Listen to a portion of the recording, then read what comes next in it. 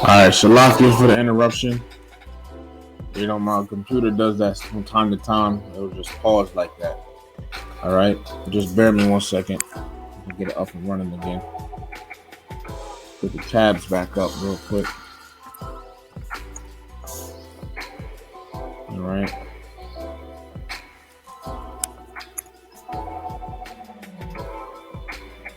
If it happens again, just skip ahead to the part where I continue to talk about the shah. All right.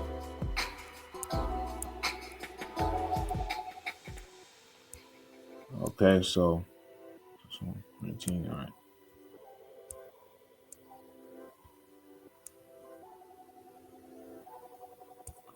Let me share the screen again. Boom. All right. Now, back to where we were. So we were at Revelation 12th chapter in the 3rd verse. Revelation 12:3. And there appeared another wonder in heaven, and behold, a great red dragon, having 7 heads and 10 horns, and 7 crowns upon his heads. Now this, once again, this great red dragon is talking about the ancient Roman Empire. All right? The ancient Roman Empire. Okay, and you know, the 7 heads, 7 kingdoms it took down. Right? It says the 7 crowns upon his heads. All right? You know, the 7 heads is the 7 kingdoms it took down, and the 10 horns is some of those 7 heads as well, but also different other Germanic tribes as well. All right, verse 4. Now listen, all right, because now it's going to start to get into something. It says, "And his tail, whose tail? Ancient Roman Empire says, and his tail drew the 3rd part of the stars of heaven." What are the stars of heaven again? From verse 1, the 12 tribes of Israel. It says, and did cast them to the earth. So, what is this going into? Right? So first off, what are the third part of the stars of heaven? Right? Now, the thing is, okay, you gotta ask yourself, right? Pull this picture up again. All right. So if you know about Israelite history, okay, you know that, and you've been watching the brothers, you know, explain and teach, you know that the northern kingdom left the land of Israel during the time of the Assyrian captivity and came to the western side of the world, as it says in 2nd Ezra 13 and 40. Came over here to the Americas, aka Arsaret, right? So who was left in the land? Judah, Benjamin, and Levi. Okay. Now you had, you know, there were like a sprinkle of the northern kingdom in there left in the land as well. Okay. You know how we know this? All right, so let's pull this up. This is the book of Luke, chapter 2, and verse 36. And it says, and there was one, Anna, a prophetess, the daughter of Phanuel of the tribe of Asher. See, and Asher is a part of the northern kingdom. She was of a great age and had lived with her husband 7 years from her virginity. So, pretty much, you know, in the land, because somebody might think, well, it just mentioned the tribe of Asher, so you know, so that shows that the northern kingdom was there too. No, it's not what it shows. Okay, why? Because this is just a this lets us know that it's a sprinkle. Okay, if you know the history, the majority of the northern kingdom left the land of Israel. All right, and some stayed behind, but it was predominantly in the land at the time that ancient Roman Empire was there. The tribes of Judah, Benjamin, and Levi. Okay, the Jews. All right, you know, the northern kingdom had left. It was just Judah, Benjamin, and Levi there predominantly. What does predominantly mean? Predominantly, mainly, for the most part. That's what it means. Okay? So, Revelation 12 and 4 again. And his tail drew the 3rd part of the stars of heaven and did cast them to the earth. All right? Now, this is going into. So, okay, all right, what this is going into, okay? Once again, being that the Roman Empire was in power, all right, back at that time over the tribes of Israel, right? You know, eventually, 70 AD happened and Jerusalem was besieged. Okay, which we're gonna get into some of that history a little later on. All right. You don't know about 70 AD. All right. This right here, it says in 70 AD, the Roman emperor destroyed the city of Jerusalem and the Second Temple. This event was the culmination of the first Jewish-Roman war. All right. The Jews, Judah, Benjamin, and Levi, and the Romans. Okay. This happened in CE is just an unreligious way of saying AD. All right. 70 CE, 70 AD is the same thing. Okay. You know, but 70 AD was the siege of Jerusalem. You can read about this in the book of Josephus, right? It says the siege of Jerusalem of 70 CE was a decisive event of the first Jewish-Roman war, which we're gonna come back to this time period in a little bit, 66 to 73 CE, in which the Roman army led by future Emperor Titus, right, which is this guy, Titus Caesar Vespasianus. Bear with me 1 second. Said led by future Emperor Titus. Give me 1 second.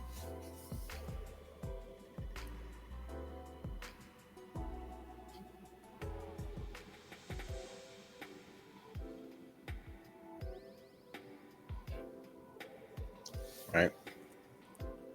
It says Titus Caesar Vespasianus was Roman emperor from 79 to 81 AD, pretty much. A member of the Flavian dynasty. All right, so he was a future emperor, right? It says led by future emperor Titus, besieged Jerusalem, the center of Jewish rebel resistance in the Roman province of Judea. Right, it's Judea, the land of Israel down here. Let me just get this real quick. Okay, down here is Judea. It's in the land of Israel. The Roman Empire had territory. They ruled over here. It's a Roman province. Okay. So going back.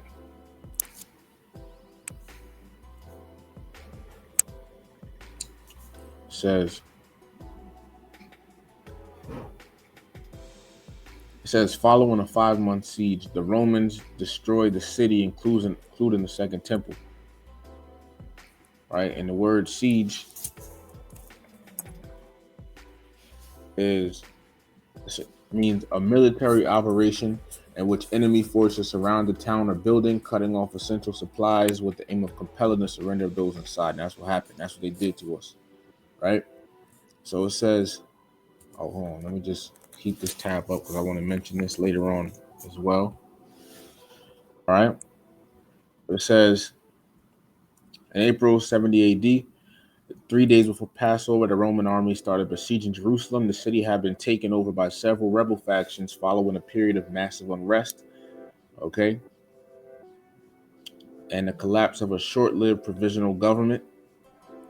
Within 3 weeks, the Romans broke the first 2 walls of the city, but a stubborn rebel standoff prevented them from penetrating the third and thickest wall. According to Josephus, a contemporary historian and the main source for the war, the city was ravaged by murder, famine, and cannibalism. And that's true. That's in the curses as well, that will happen. Okay? So eventually 70 AD happened. Revelation 12 and 4 again. And his tail drew the third part of the stars of heaven, and they cast into the earth. Because the Roman Empire was, at that time when the Roman Empire, was empowered in Israel, all right, and it over Judah, Benjamin, and Levi, and eventually 70 AD happened, right? Now it says, and the dragon stood before the woman. What's the woman? Israel, right? Which was ready to be delivered for to devour her child as soon as it was born. Who was a child? Yahushua. And where does this go back to? All right, this is going to further prove that the dragon is the Roman Empire. So what history does this relate back to? When the dragon standing before the woman to devour her child as soon as it was born, to devour Yahushua as soon as he was born. All right, let's get the account. Book of Matthew, chapter 2, starting at verse 1. I'm going to read down into it. Now, when Yahushua was born in Bethlehem of Judea in the days of Herod the king, behold, there came wise men from the east to Jerusalem, saying, where is he that is born king of the Jews? Right? For we have seen his star in the east and are come to worship him. And this star is a chariot of the Lord. It wasn't an actual literal star in the sky. It was a chariot. Okay? A so-called UFO. Right?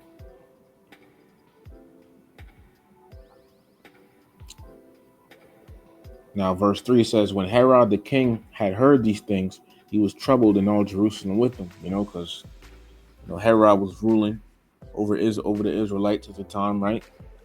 And if he hears that there's a king, another king supposed to come, it's like, who the hell is this? He started getting nervous and everything, right? And Herod, let's type this in. What empire was Herod from? Herod, see? The Roman Empire.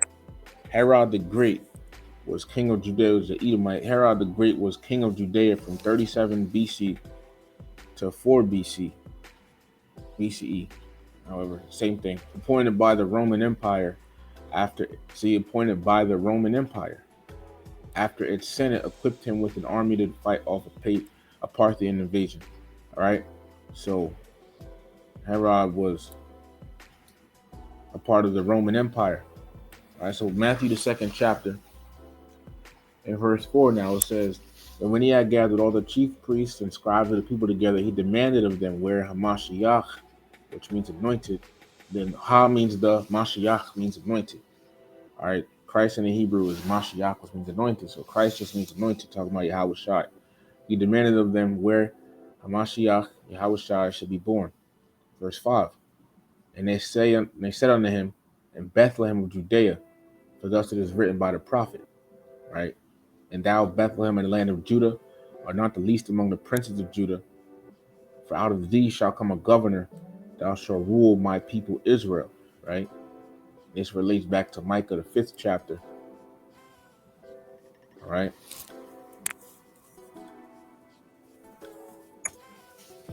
Where it says this. See? Micah 5:2. But thou, Bethlehem Ephratah, though thou be little among the thousands of Judah, yet out of these shall he come forth unto me, that is to be ruler in Israel.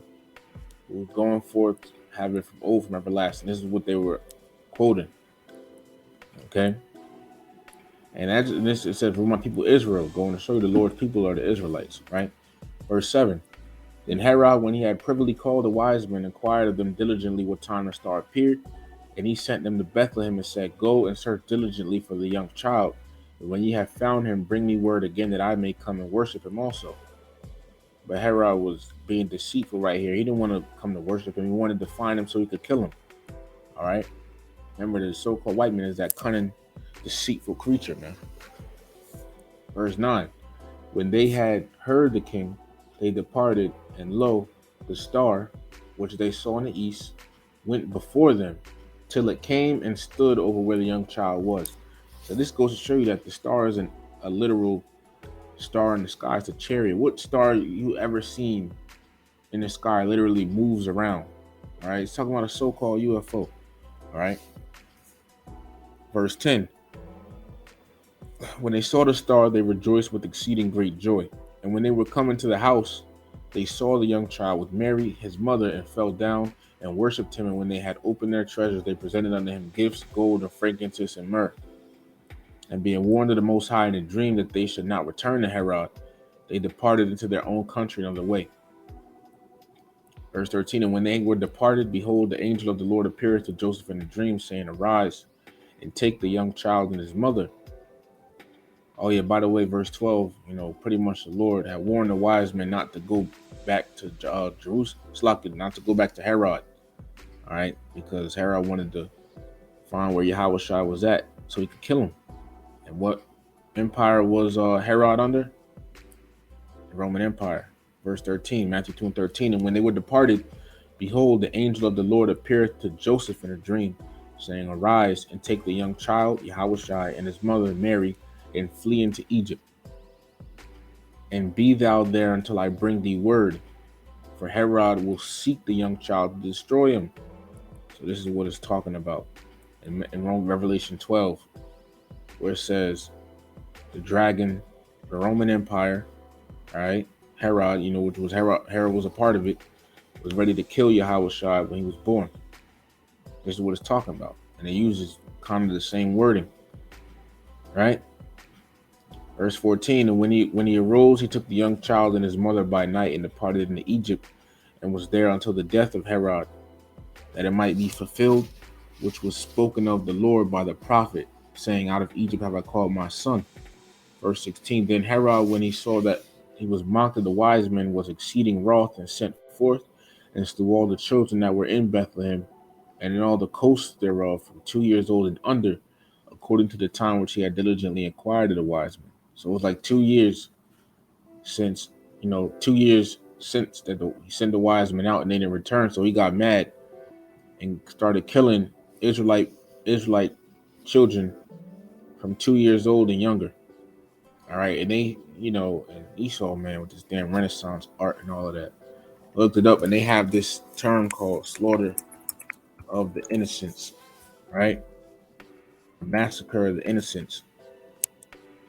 The massacre or slaughter of the innocents is a story recounted in the nativity narrative of the Gospel of Matthew, chapter 2, verses 16 to 18, in which Herod the Great, king of Judea, orders the execution of all male children who are 2 years old and under in the vicinity of Bethlehem. Modern scholarship finds no evidence that it happened outside the passage of Matthew, though it is congruous with Herod's character. All right, even they ain't find no evidence. The scripture said it. Okay, and then, but the thing is, you got pictures like this, man.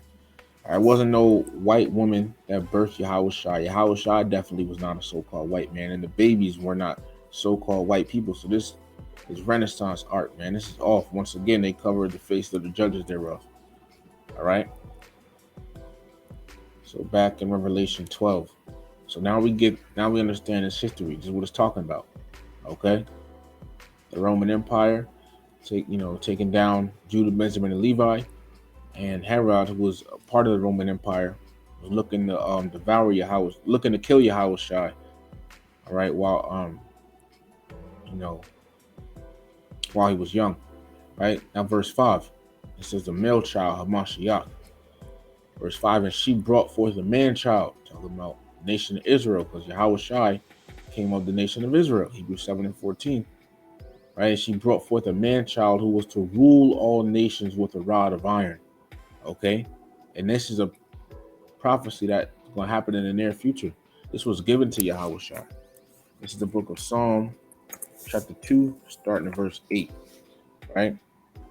It says, ask of me, and I shall give thee the heathen for thine inheritance. Okay? Yeah. So Yahushua going to have slaves in the kingdom, and we're joint heirs with Yahushua. All right, so we're going to have slaves as well. Okay? So the heathen nations are going to be slaves. It says, in the uttermost parts of the earth for thy possession. All right, so even pretty much the whole earth. We're going to have the whole earth, man. Even the most beautiful parts of the earth, right? Verse 9, thou shalt break them with a rod of iron. Break who? The heathen. Thou shalt break them with a rod of iron. Okay?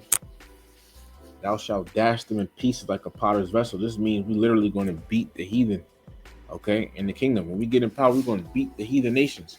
Okay, and guess what? Yahushua is going to give his elect men that same power. Revelation chapter 22, starting in verse 26. And it says, and he that overcometh and keepeth my works unto the end, which only the elect will do, to him will I give power over the nations, right? Power over the heathen nations. And he shall rule them with a rod of iron. As the vessels of a potter shall they be broken to shivers, even as I received of my Father.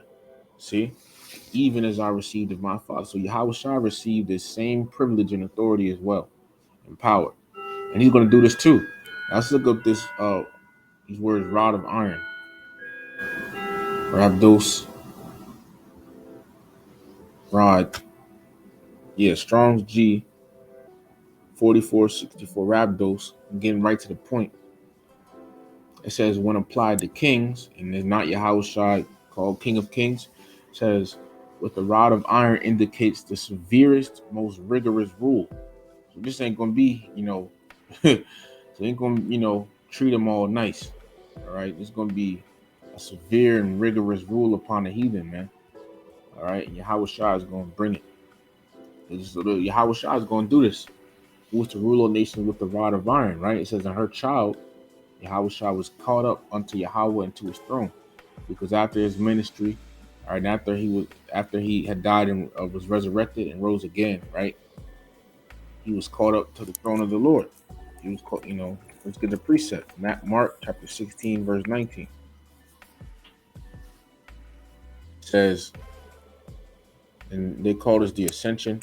All right, Mark 16:19. So then after the Lord had spoken unto them, unto the disciples, he was received up into heaven and sat on the right hand of Yahweh. See? I'm talking about Yahweh Shai. This is the book of Acts, chapter 1, starting at verse 9. It says, and when he had spoken these things while they beheld, he, talking about Yahweh Shai, he was taken up, and a cloud received him out of their sight. A chariot had beamed up Yahweh Shai and took him back, into the spirit world. Verse 10. And while they looked steadfastly toward heaven as he went up, behold, two men, which are two angels, stood by them in white apparel, which also said, Ye men of Galilee, why stand ye gazing up into heaven?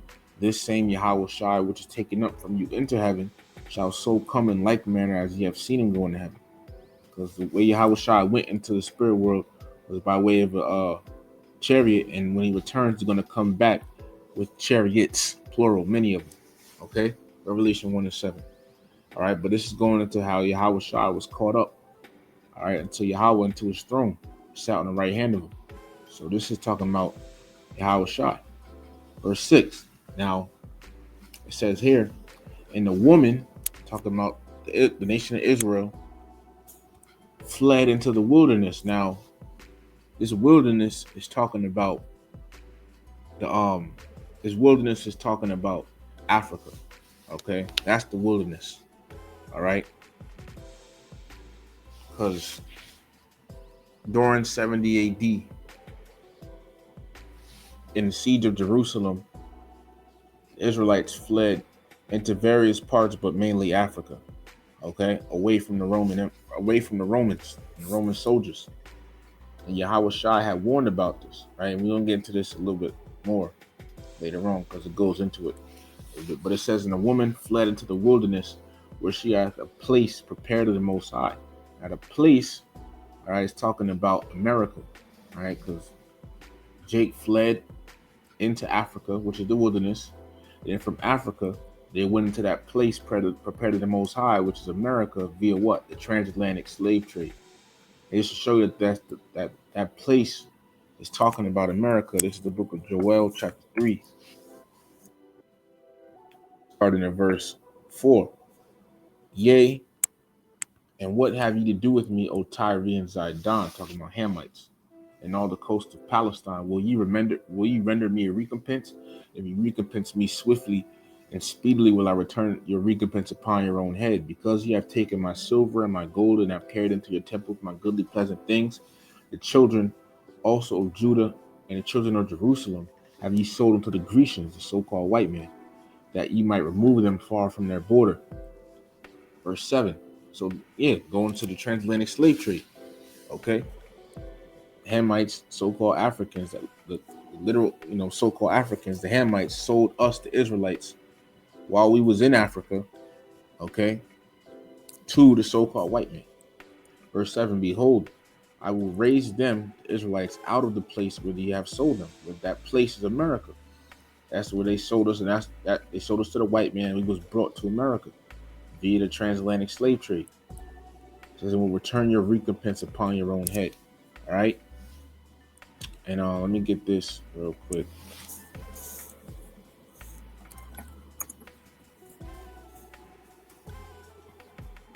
Hold on.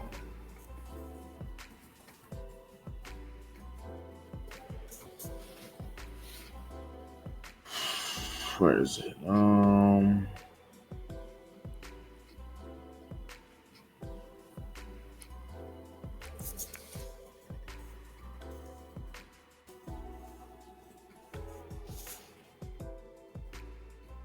Right here.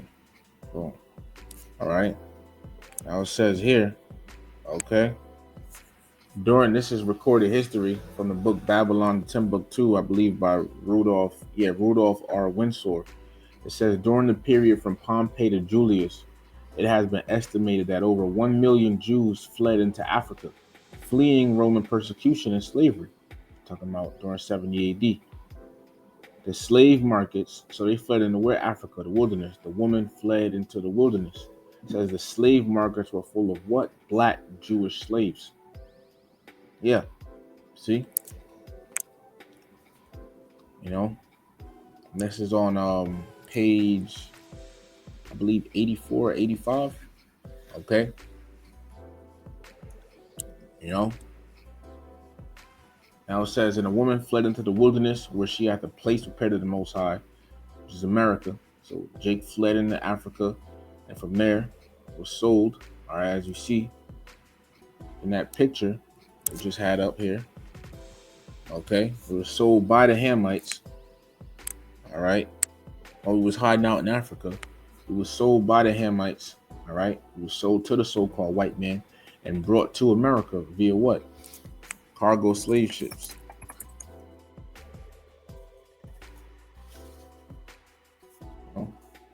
These right here. Okay, so this history is recorded in the Bible, even in the very last book of the Bible. All right, this is how we got over here. Now it says, where she had the place prepared to the Most High, that they should feed her there 1,203 days.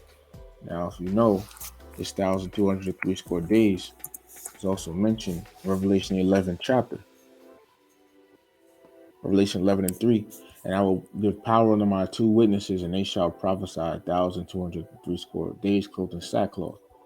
All right, and this, and this the same time period is the same time period as 3.5 years, a times and the dividing of time. What else? 42 months. Okay. What this is talking about, because when you look it up, right? How many years is 1,260 days? Right? It's 3.5 years, but it really represents, 350 years, which is the period of 1619 to 1969.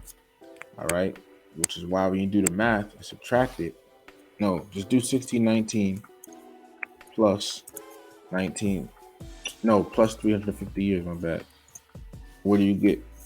1969. But let me do the math like this. 1969. Don't get caught up in the math. Don't get lost in it. 1969 minus 1619. What do you get? 350. Okay. What was 1619? When we came over here to America in slave ships. Okay, 1969 is the year that we woke up to the truth. All right. So the 350 years is that time in between those two periods, right? Those 2 years. It's the time in between 350 years when we Israelites were over here in slavery. Okay. And it says that they should feed her there, feed this woman, the Israelites, so that it was Israelites brought to this land 1,203 days. What did the devil do? He actually fed, the slaves. When we were in slavery, he fed us. Even though it was horrible food. All right. Oh wait, no, come back to this. Slave food. It says the standard rations enslaved people received were cornmeal and salted fish, which they harvested themselves. These monotonous rations provided protein and carbohydrates, but lacked essential nutrients and were not always sufficient for the demands of daily work. All right. But nevertheless, as it says, that they should feed her there. Okay.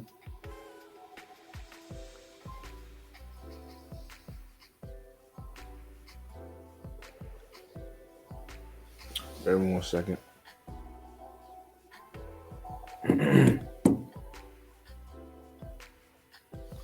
So moving on, verse 7. Now it says, now the thing is, once again, this chapter jumps. All right. So now it's jumping ahead to future prophecy. Revelation 12 and 7. And there was war in heaven. Michael and his angels fought against the dragon, and the dragon fought and his angels. Now, what this is talking about is when Yahweh Shai returns, the so-called white man is going to fight Yahweh Shai and the angels and the chariots. Okay? That's what it's going into. All right? And don't get tripped up because it says heaven here. Okay? Because look.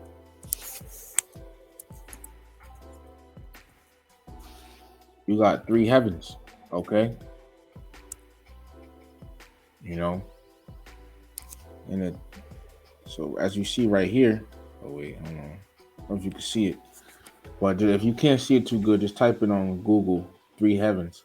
You got the first heaven, which is our atmosphere. And you got second heaven, which is outer space. And the third heaven is where is the spirit world. All right, but so when it says when there was war in heaven, it's talking about in our atmosphere in the skies. Okay? Because this devil's going to use his fighter jets, his fighter planes, and all of that. Okay? Look, it even tells you right here. Okay? The 3 heavens are the atmosphere, outer space, and God's dwelling place. The 3 heavens. The first heaven, the atmosphere, including the air we breathe and the space around the earth, but really our atmosphere. Okay. The second heaven, the stellar heaven, which includes the sun, moon, and stars in outer space. The third heaven, God's dwelling place, also known as paradise, because it's beautiful up there. So this is where believers go after they die. Not just believers, everybody. You see, Ecclesiastes 12 and 7.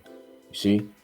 But in Revelation 12, once again, it's talking about in our atmosphere when Yahweh Shai returns, because Yahweh Shai is coming back with the angels, right? He's going to return with the angels, okay, which are going to be inside those chariots, the so-called UFOs, aka the clouds of heaven, right? And it says Michael and his angels fought against the dragon, which Esau. Okay, and the dragon fought his angels. Now, you might be thinking, well, how is this possible if it says his angels? Well, men can be referred to as angels. Okay, because look, when you go to Revelation 9,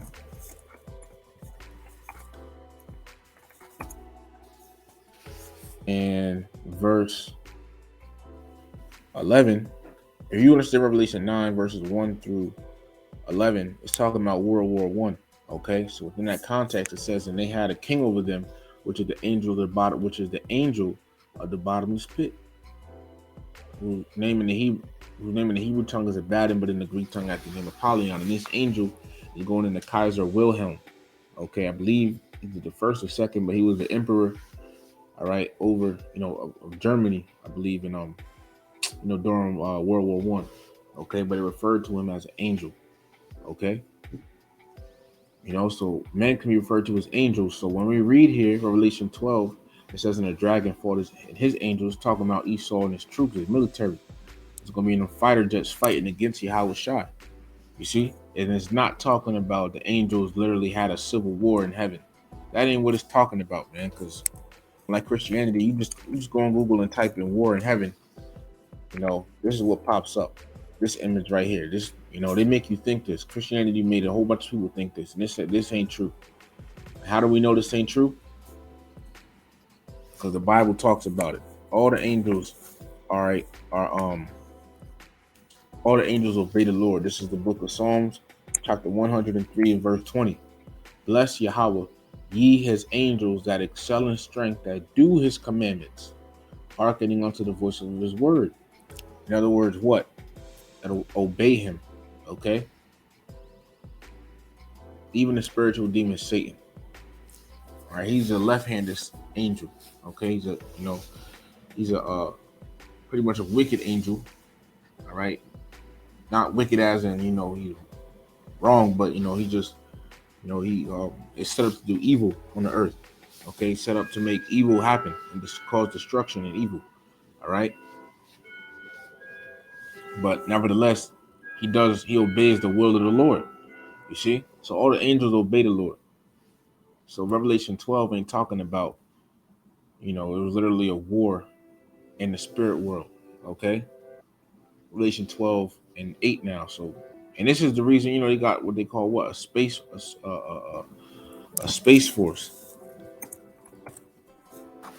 you know? So the United States Space Force is a branch of the United States military that conducts military operations in space. Okay? See? So Revelation 12 and 8. So it says, and prevailed not. They lost. They're gonna lose this fight against Yahweh Shai. They ain't gonna be able to beat Yahweh Shai, man. What are you talking about? You know? It says, neither was their place found anymore in heaven. Meaning Esau after he loses his war is not going to be able to take planes up into the sky anymore. It's going to be over for him, man. Verse 9, and the great dragon was cast out. All right, that old serpent called the devil and Satan. Okay, that's going to happen when Yahweh Shai returns. And once again, Esau is that old serpent, that dragon, that devil and Satan. So look, being that we understand who this dragon is, who Esau is, and that the Bible calls him what? The devil and Satan. Why do people get mad when we call the so-called white man the devil? You see? The Bible literally calls him it right here. It says, which deceiveth the whole world. Yeah, because that's what they do. They deceive the whole world. But they Christianity, all right? Their philosophies, all of that. This devil just deceived the whole world, man. Okay? Because he was cast out into the earth and his angels were cast out with him. Verse 10. And I heard a loud voice saying in heaven, now is come salvation and strength in the kingdom of our power and the power of his anointed. So after Esau goes down, all right, then the kingdom of heaven will come in. Okay? It says, for the accuser of our brethren is cast down, which accused them before our God day and night. All right? And as Apostle Gabar had mentioned, that Esau, he pretty much, he goes before the Lord, he pretty much accuses us to the Lord. He pretty much says things like, look at, those Israelites, look at your people, they going off, they killing each other, eating pork, doing all types of wickedness, and that we should be the Lord's people. And like he pretty much says, look at Jake, they going off, they eating all type of abominable foods, commit adultery, etc. We should be your people and not them. They accuse us.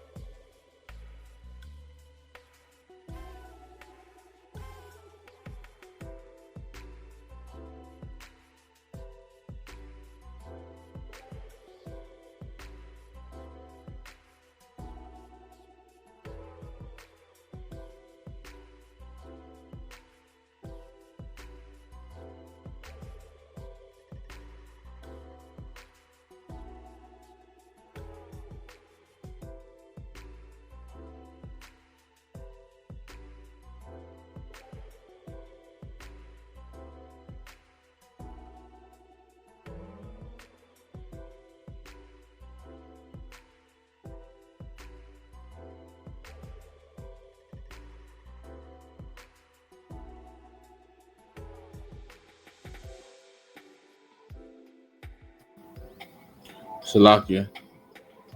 All right, Satan is at work today, man. Salak. Hopefully you just skip the part. You just skip to where I start talking again. All right. Salakia about that. Get the tab again.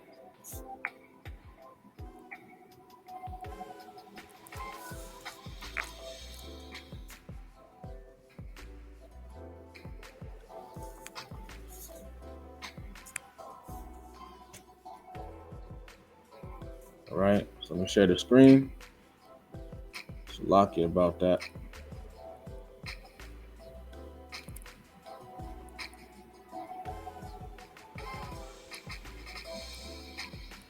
So back Revelation chapter 12. And I'm going to explain it again in case it cut out. Revelation 12 and 10. And I heard a loud voice saying in heaven, now has come salvation and strength, and the kingdom of our God and the power of his anointed. So after Esau is taken down, now the power, the kingdom of heaven is coming. Where the accuser of our brethren is cast down, which accused them before our God day and night. Esau goes before the Lord pretty much and accuses us before him. Saying, look at Jake, they down there doing all types of wickedness. We should be a people and not them.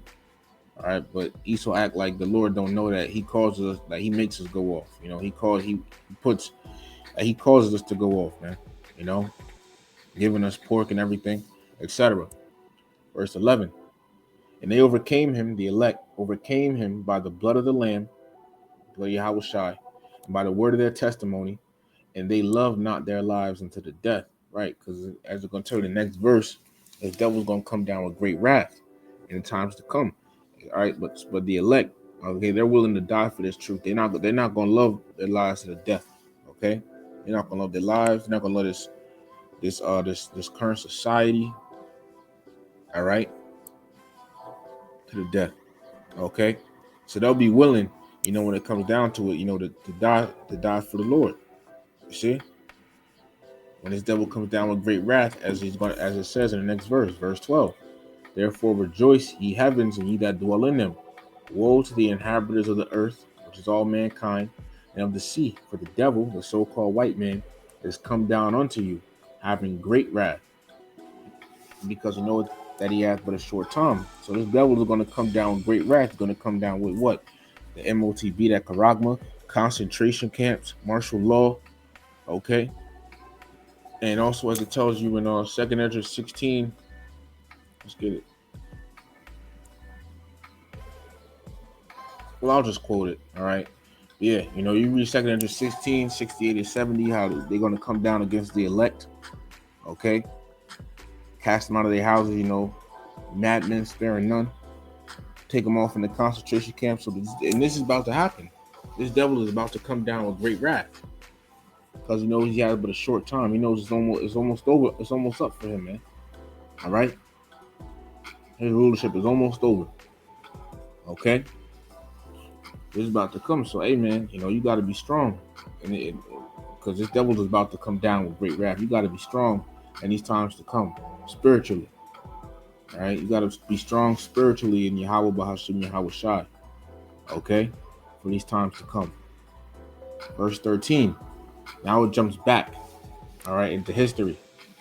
Now it says that when the dragon saw that he was cast into the earth, he persecuted the woman which brought forth the man-child. All right, so now once again it jumps back.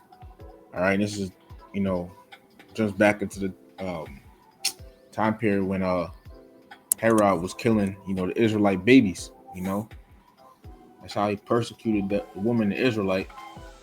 It's like the nation of Israel.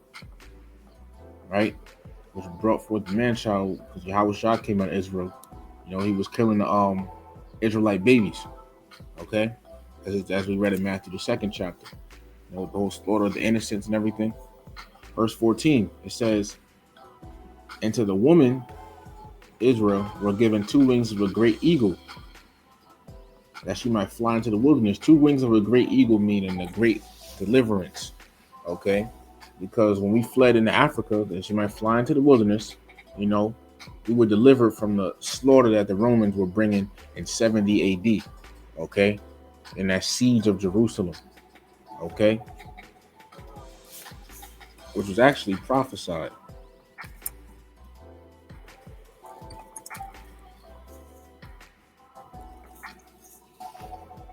Look. Oh wait.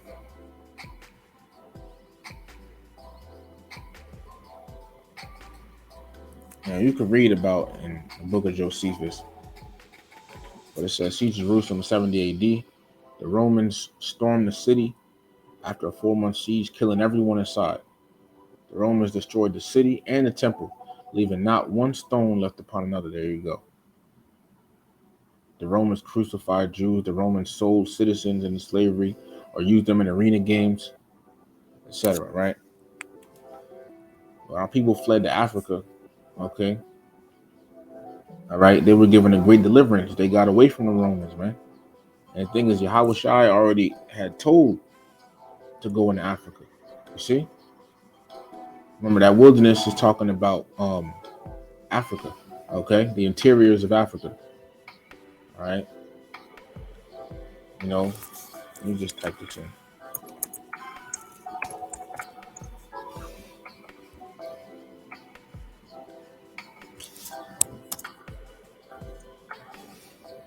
You know,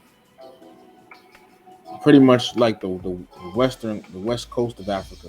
All right, because it makes sense as to why slaves were captured from the west coast of Africa, being that it was prophesied our people would be going on slave ships, run down into Africa. Okay, during the time of 70 A.D. You know, and there were found black Jewish slaves there. It makes sense. All right, that's why people fled to.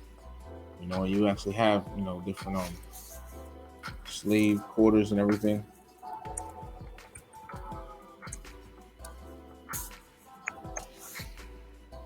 Yeah, like for example, Cape Coast Castle, right? Cape Coast Castle, Swedish Carlsberg, is one of about 40 slave castles or a large commercial force built on the Gold Coast of West Africa, now Ghana, by European traders. It was originally a Portuguese feitoria or trading post, established 1555, which was named Cabo Corso, right? Yeah, and the thing is, Jake was told to go down to Africa. Yahweh Shai told us. So when you see the army coming, go into Africa. Pretty much run. Don't stay there. Get up out of there. Matthew 24. Yahweh Shai was on the scene way before 77, like 70 AD, 66 AD. Right? So look, it says parallel times, Matthew 24, starting in verse 15. When ye therefore shall see the abomination of desolation spoken of by Daniel the prophet, stand in the holy place, whoso readeth, let him understand. And what this is going back to, all right, is the prophecy in Daniel, the 9th chapter, that talks about this. You see, in this title, 70 Weeks in the Messiah. So real quick, I'm gonna just breeze through it, Lord willing. 70 weeks in the Messiah. It says 70 weeks are determined upon thy people and upon thy holy city. So 70 weeks, all right, is really representing 490 years. Okay, and this verse here sums up the next 3 verses.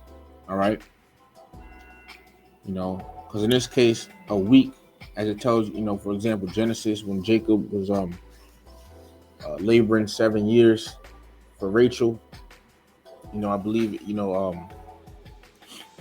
was regarded, it was referenced to as a week.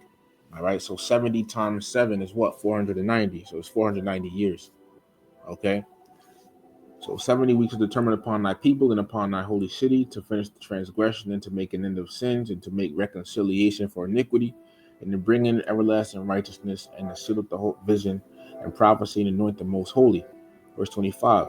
Know therefore and understand that from the going forth of the commandment to restore and to build Jerusalem unto the Messiah the Prince, Yahweh Shai. Right, so hold on, let me read it again. Salaki. Daniel 9 and 25. Know therefore and understand that from the going forth of the commandment to restore and to build Jerusalem, which is talking about when I'll just get the precept real quick. This is the book of Ezra, chapter 1. This is also known as the Edict of Cyrus when you look it up on Google.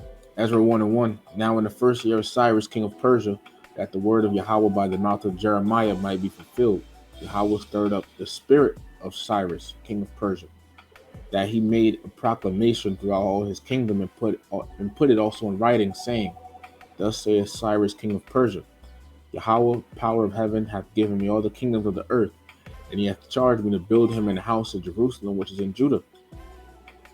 Who is there among you of all his people? His God be with him, and let him go up to Jerusalem, which is in Judah, and build the house of Yahweh, power of Israel. He is the God which is in Jerusalem. Okay? So this commandment to restore and build Jerusalem is going back to when Cyrus, all right, had told us, pretty much to go back and rebuild the temple, etc. Right? So it says, from the going forth of the commandment to restore and to build Jerusalem unto the Messiah, who's the Messiah, Yahweh Shai. It says, unto the Messiah, the prince shall be 7 weeks and 62 weeks. So what it's saying is the time, pretty much the time from when Cyrus told us to go and rebuild the temple, from that time up to the time Yahweh Shai would be on the scene. So the time Yahweh Shai was here, would be like, it says shall be 7 weeks. A week represents 7 years. All right, so it's like, let me read it again. Shall be 7 weeks and 62 weeks. So really 69 weeks, 7. So, once again, a week represents 7 years. Okay. So when you do the math, 69 times 7, really that's talking about 483 years. Okay. Because it says 7 weeks plus what? 3 score, which is 60 and 2. So 62 plus 7 is what? 69. And a week represents 7. A week represents 7 years. All right. So it would be what? 483 years. Okay. And it's roughly about that. It's not, exact. Okay. But, roughly. So once again, verse 25 is saying, from the time to rebuild the temple to the time of Yahweh Shai is roughly 483 years. And it says, the street shall be built again in the wall, even in troublous times, because what? Ezra 4, right? Said adversaries hinder the work. These are the troublous times it was talking about. Ezra 4 and 1. Now when the adversaries of Judah and Benjamin heard that the children of the captivity builded the temple unto Yahweh, power of Israel, then they came to Zerubbabel and to the chief of the fathers and said unto them, let us build with you, for we seek your God as ye do. And we do sacrifice unto him since the days of Esarhaddon, king of Ashur, which brought us up hither. So this is going to, when we was rebuilding the second temple, there were heathens that wanted to rebuild with us, right? Verse 3. But Zerubbabel and Joshua and the father and the rest of the chief of the fathers of Israel said unto them, ye have nothing to do with us to build a house unto our God, but we ourselves together will build unto Yahweh God of Israel, as King Cyrus the king of Persia hath commanded us. So he basically told him, like, nah, you ain't gonna be building with us. You don't got nothing to do with us building. This is a temple to our God. All right. Then what did they do? Verse 4. Then the people of the land weakened the hands of the people of Judah and what? And troubled them in building. See? Troublous times. Verse 5. And hired counselors against them to frustrate their purpose all the days of Cyrus king of Persia, even until the reign of Darius king of Persia. So that was the troublous times. All right, now verse 26. And after down 9 and 26, and after 62 weeks, 62 weeks, which is, once again, do the math, which is really talking about 434 years. Okay. 62, let me just make sure I'm doing this right. 62 times 7. Yeah, 434. Right? So after 62 weeks shall Messiah Yahweh Shai be cut off, but not for himself. meaning talking about Yahushua going on the cross, and said, well, not for himself. Why? Because Yahushua will be crucified for the nation of Israel. Acts 5:30. And it says, the God of our fathers raised up Yahushua, whom he slew and hanged on a tree on the cross. Him hath Yahweh exalted with his right hand to be a prince and a savior, for to give repentance to Israel and forgiveness of sins. See? So he's crucified for the nation of Israel. He died for the nation of Israel. Right? So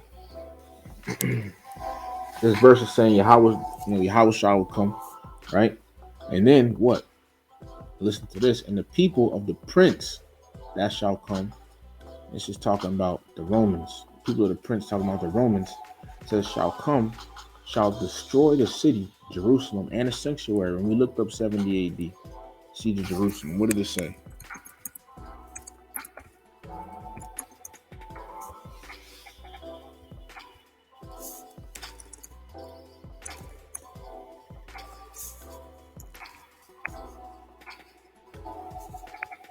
Hold on a second.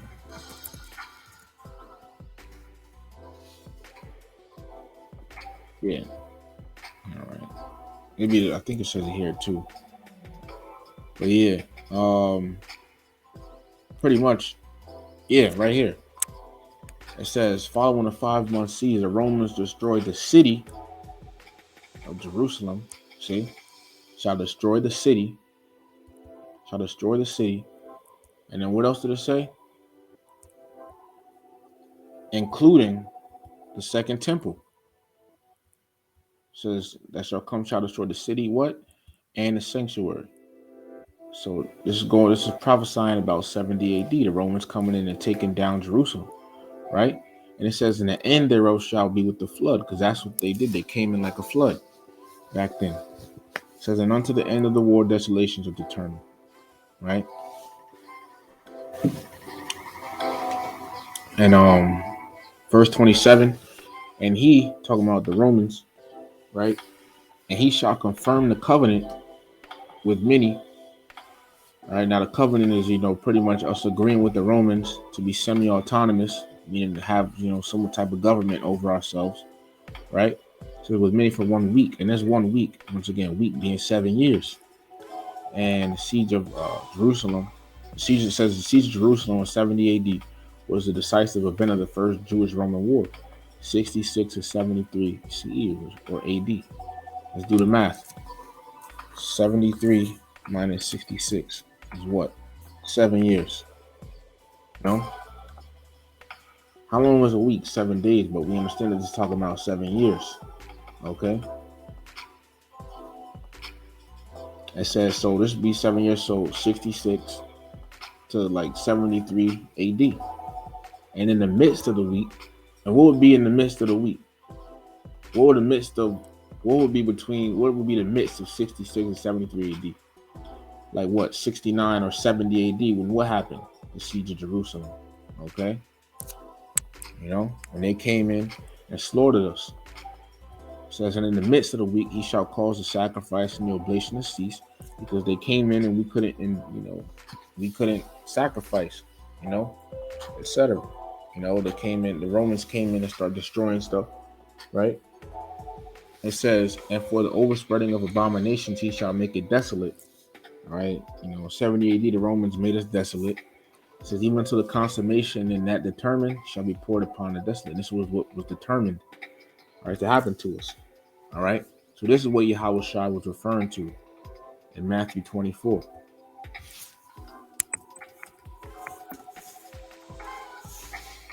All right.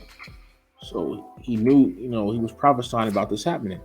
Matthew 24:15. When ye therefore shall see the abomination of desolation spoken of by Daniel the prophet, stand in the holy place. Whoso readeth, let him understand. See? So it's spoken of by Daniel the prophet. This is what we're going into. Okay. You see, we just read it, Daniel 9, going to 70 AD.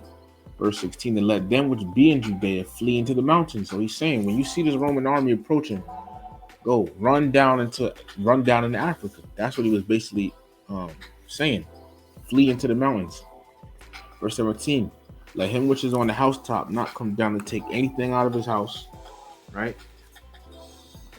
Give me 1 second.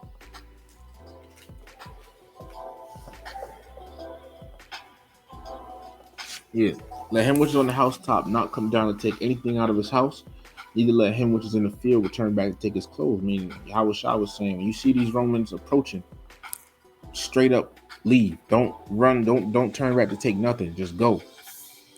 Verse 19. And woe unto them that are with child, and to them that give suck in those days. Okay.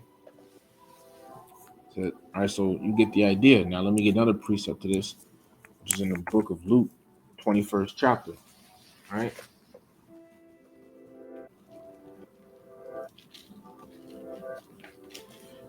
Luke chapter 21 and verse 20. And it's starting in verse 20. And it says, and when ye shall see Jerusalem compassed with armies, then know that the desolation thereof is nigh. Right? Talking about the Romans. Okay, 70 AD. All right. Verse 21. Then let them which are in Judea flee to the mountains, and let them which are in the midst of it depart out, and let not them that are in the countries enter thereinto. Okay. So flee into Africa. That's what people did. And that's why you saw that picture regarding Babylon and Timbuktu. All right.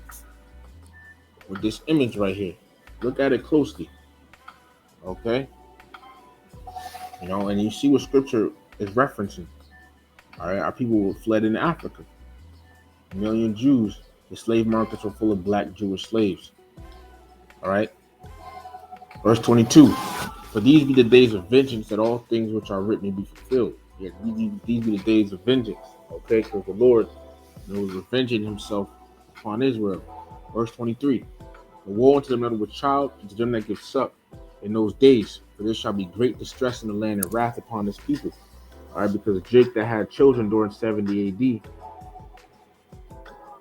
you know, it would pretty much it would be a great time. It would be a time of great slaughter. That's why we're saying, woe to those that had children in those days. Verse 24. And upon what people? Israelite. Verse 24. And they shall fall by the edge of the sword. Right?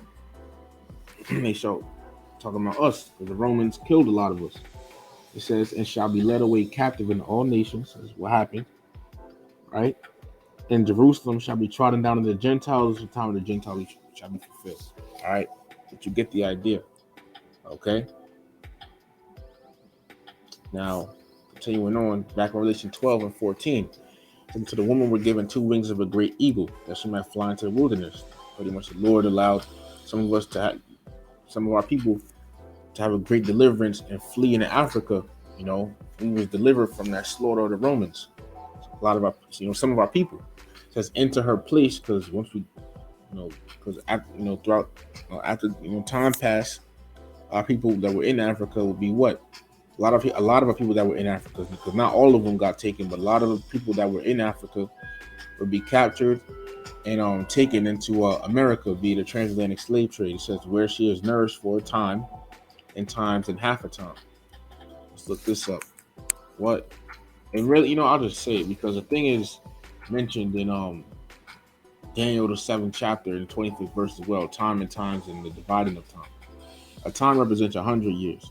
Times represents 200 years. And half a time, and half of 100 years is what? 50. Put it together, that's 350 years. All right. Once again, they nourished us. How? Because they were feeding us. Even though it was crappy food during slavery. That's at 350 years, 1619 to 1969. That time in between. Where Esau really had his foot on our neck. And Jake was in slavery. They were feeding us, even though it was crappy food. All right. It says from the face of the serpent. All right. Because because when Jake fled out of Jerusalem and into Africa, they got away from Esau, the Roman armies that besieged them. Okay. Verse 15.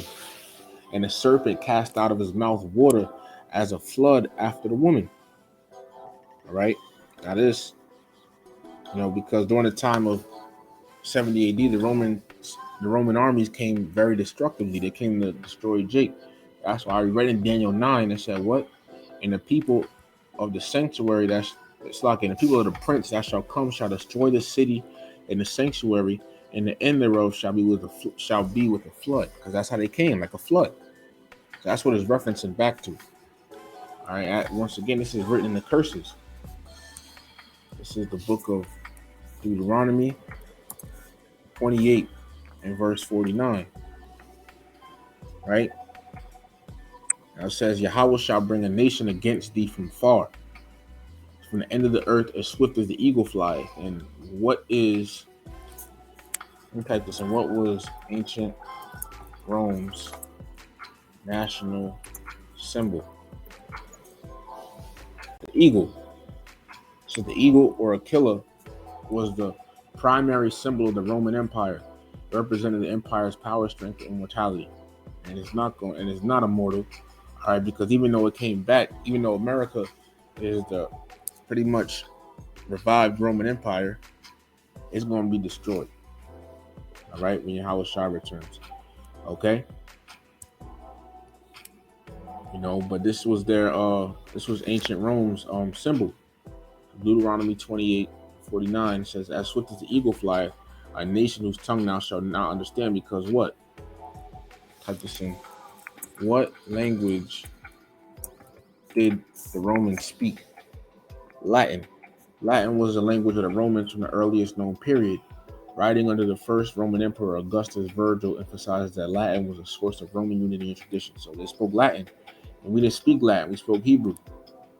All right, verse 50, a nation of fierce countenance, which shall not regard the person of the old, nor show favor to the young. Yeah, because when they came and killed us in 70 AD, they killed elderly all the way to young, all the way to little babies. Okay, verse 51, and he shall eat the fruit of thy cattle and the fruit of thy land until thou be destroyed, which also shall not leave either corn nor wine or oil or the increase of thy kind, right, or thy flocks of thy sheep until they have destroyed thee. Okay, so let me continue. Verse 52, and he shall besiege thee in all thy gates until thy high and fenced walls come down, wherein thou trustest throughout all thy land. We actually had walls and they pulled down. All right, it says in big towers too. It says, and he shall besiege thee in all thy gates throughout thy land. Hey, besiege thee. The siege of Jerusalem, 70 AD. Because in all thy gates throughout all thy land which Yahweh thy power hath given thee. All right, so he would besiege us. They would cut off the food supply and everything. And this is going to come back too in these last days. Esau going to cut off the food supply. All right, but listen, verse 53, and thou shalt eat the fruit of thine own body, the flesh of thy sons and of thy daughters, which Yahweh thy power hath given thee, and the season and the straightness wherewith thy enemies shall distress thee. See? So when this had happened, and as it's recorded in the book of Josephus, right, the Romans, they had done this, okay? They had cut off the food supply, and Jake turned into cannibalism, eating their own children. There's a certain woman who was recorded of eating, of roasting her son and eating half of him and saving half for later. See? It was just taking place. All right?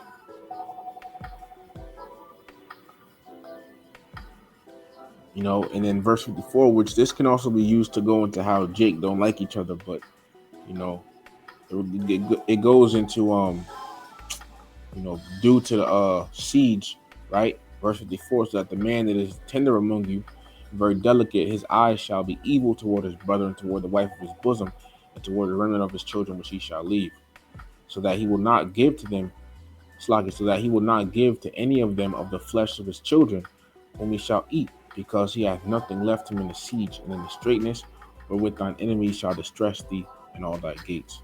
See? This was the conditions that we had to face due to these Edomites, these Romans. Okay? But verse 15 again, and the earth helped the woman.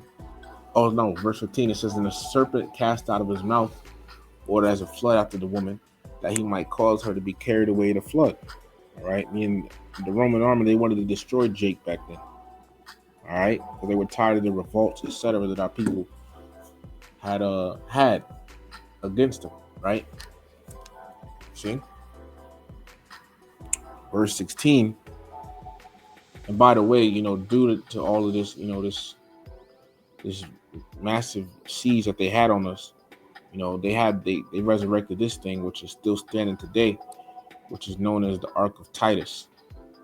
Okay, let me pull it up on Wikipedia. Actually, this is the Ark of Titus. Okay.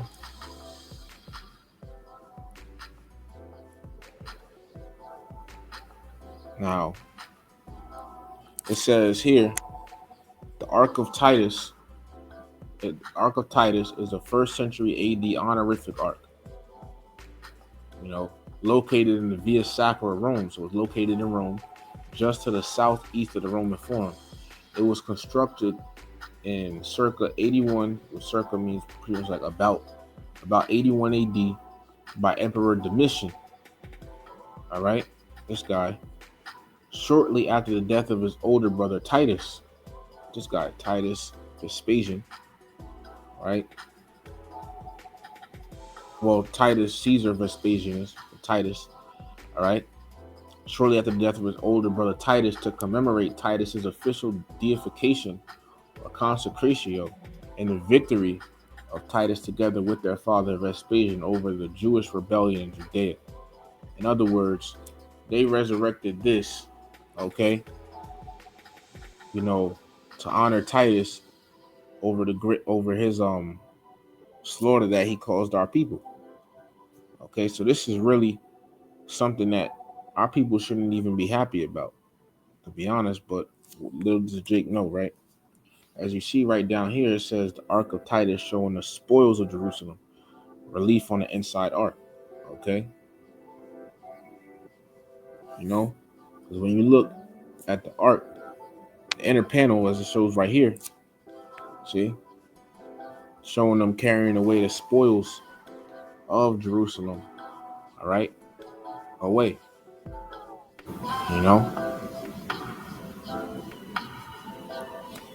and to Rome. You can read more about this, all right. Look right here, from it says the south inner panel depicts the spoils taken from the Temple of Jerusalem, where you just saw. The golden candelabrum or menorah is the main focus and is carved in deep relief. Other sacred objects being carried in the triumphal procession are the gold trumpets, the fire pans for removing the ashes from the altar, and the table of show. But these are things that was inside of the temple that they took. These spoils were likely originally colored gold with the background of blue. In 2012, the Ark of Titus Digital Restoration Project discovered remains of yellow ochre paint on the menorah relief. So and guess what? When you type in Ark of Titus on Google, it's like an attraction site now. See, look, tickets, $18.52. What is that? And these small hats, look, wouldn't that be anti, what? Why would so why wouldn't these small hats have something to say if they really think they're the real people? Okay. Ain't that something? Revelation 12 and 16 now says, and the earth helped the woman, and the earth opened her mouth and swallowed. So the earth helped the woman how? Because Jake was able to get away. Not only did Jake flee into Africa, but they fled into different parts of the world, fleeing Roman persecution. They were able to get away. It says, and swallowed up the flood which the dragon cast out of his mouth. Okay, because when Jake fled, the Romans couldn't do anything about those of us that got away. All right, they already were occupied with Jake's in the land during 70 AD. All right, that's what it's going into. It says, and swallow up the flood which the dragon cast out of his mouth. Verse 17, and the dragon was wroth with the woman, Israelites, and went to make war with the remnant of her seed, the elect, which keep the commandments of the Most High and have the testimony of Yahweh Shah Mashiach, and this is about to happen. Once again, 2nd Ezra 16. I'll get that scripture real quick. I'll end it with that.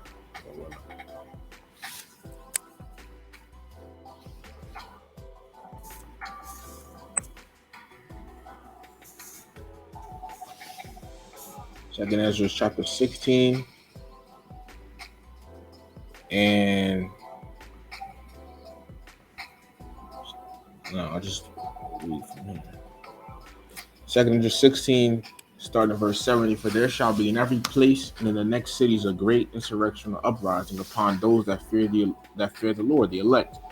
They, Esau, shall be like madmen, sparing none, but still spoiling and destroying those that fear the Lord. For they shall waste to take away their goods and cast them out of their houses. Then shall they be known who are my chosen, the elect, and they shall be tried as the gold in the fire. Okay, the thing is, Yahweh Ba'ashim Yahweh Shai, this is a future prophecy that's about to happen. All right, and this is Revelation 12 and 17 taking place.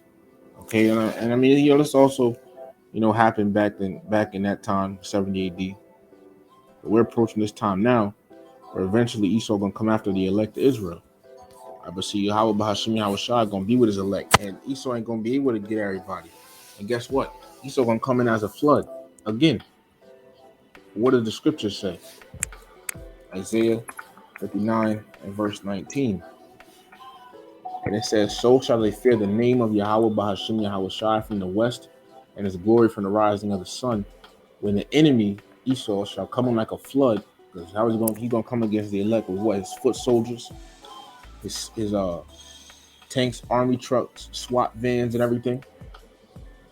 So when that happens, which is the time we're coming into, we're coming down with great wrath, all right, etc.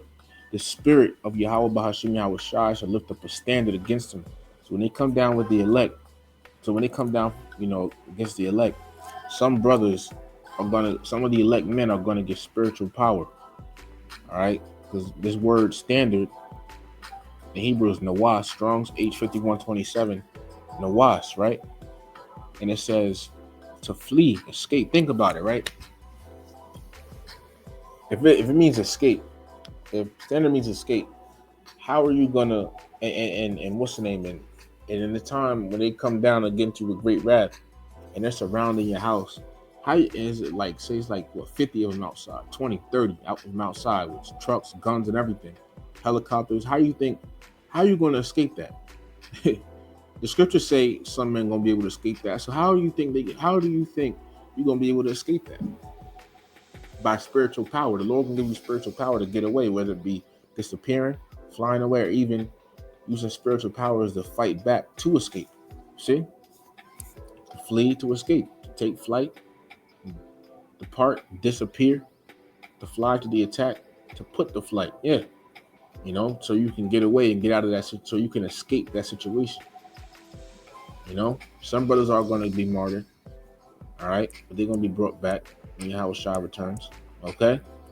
So they're going to come down like a flood again. And also I wanted to mention too, because I said they're going to be tried as gold in the fire, all right? Hey, Yahweh Ba'ashim Yahweh Shai already equipped us, with the comfort of the scriptures, all right, and building us up now on going through, and building us up now on going through tribulation, okay? But once again, I wanted to make the point, he equipped us with scriptures, okay, on dealing with tribulation. Sirach 2, getting right to the point. I'll jump around. Verse 2, set thy heart aright and constantly endure. You're going to have to endure that stuff, for those of us that get taken and get tried and etc. with, by this devil. You got to constantly endure all of that, man, and make nice time of trouble. Verse 4, whatsoever is brought upon thee, take cheerfully. Yeah. It's going to be easier said than done. Even though it's easier said than done, scriptures say, take your tribulations cheerfully and be patient when thou art changed be patient when thou art changed to a low state. Meaning, be patient, wait for the Lord to get you up out of it. Now, there are going to be martyrs of the Lord, but at the same time, like Elder Benatazak was saying, just because you get taken to a concentration camp doesn't mean that you're going to die. That doesn't by default mean that you're going to get put to death. All right, the Lord could just have you there, all right, and raise you up with spiritual power, and boom, you up out of there. See, and then other Israelites start believing off of that. Verse 5, but it says, for gold is tried in the fire, and acceptable men in the furnace of adversity. And them coming against us is adversity, man. All right. So, hey, but the elect is going to endure all of that, man. Because the Lord going to give them the spirit too, man. All right. So, with that, this was Slocky. I have some interruptions here. All right. But this was Revelation, the 12th chapter. Lord willing, was edifying, giving all the praise, honor, and glory to Yahweh, Bahashim Yahweh Shai, Bahashim Rakadash. Double honors to the apostles and elders of Great Millstone, ever well. Peace, blessing, and salutation to the elect. Shalom to the elect.